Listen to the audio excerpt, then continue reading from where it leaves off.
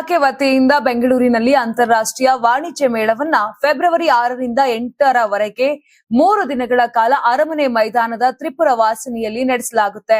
ಈ ಬಗ್ಗೆ ಬೆಂಗಳೂರಿನ ನಾಗರಿಕರಿಗೆ ಅರಿವು ಮೂಡಿಸಲು ದಿನಾಂಕ 1-2-2026 ಭಾನುವಾರದಂದು ಬೆಳಗ್ಗೆ 6:30ಕ್ಕೆ ಕಬ್ಬನ್ ಪಾರ್ಕ್ನಲ್ಲಿ ಕೃಷಿ ನಡಿಗೆ ರೈತರ ಸಶಕ್ತೀಕರಣಕ್ಕಾಗಿ ಕಾರ್ಯಕ್ರಮವನ್ನು ಆಯೋಜನೆ ಮಾಡಲಾಗಿದೆ.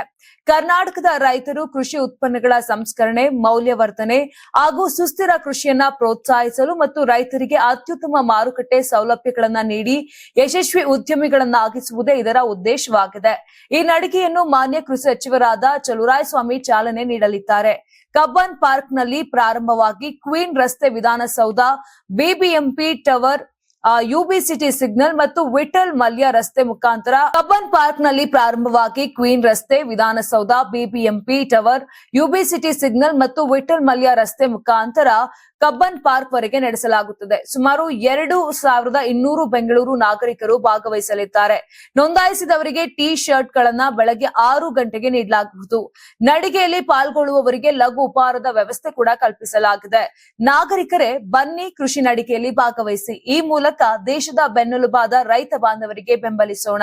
ಯಾರಾಗ್ತಾರೆ ಎಂಎಲ್ಎ ಅಭ್ಯರ್ಥಿ 2028 ಶೀಘ್ರದಲ್ಲೇ. ಪ್ರತಿದಿನ ಒಂದೊಂದು ಕ್ಷೇತ್ರದ ಟಿಕೆಟ್ ಆಕಾಂಕ್ಷಿಗಳ ಸಂಪೂರ್ಣ ಮಾಹಿತಿ ಪೊಲಿಟಿಕಲ್ ಜರ್ನಲಿಸ್ಟ್ ಕೆಎಂ ಶಿವಕುಮಾರ್ ಅವರಿಂದ.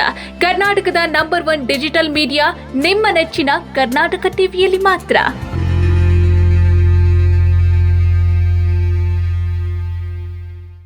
ನೀವು ಸಣ್ಣ ಆಗ್ಬೇಕಲ್ವಾ? ಅದು ಒಂದು ಉತ್ತಮ ಆಹಾರದಿಂದ ಸಣ್ಣ ಆಗ್ಬೇಕಲ್ವಾ? ಪ್ರತಿದಿನ ನಮ್ಮ ಜೀನಿ ಸ್ಲಿಮ್ ನ ಯೂಸ್ ಮಾಡಿ ಯಾವುದೇ ಸೈಡ್ ಎಫೆಕ್ಟ್ ಇಲ್ದಂಗೆ ನೀವು ಸಣ್ಣ ಆಗ್ತೀರಾ.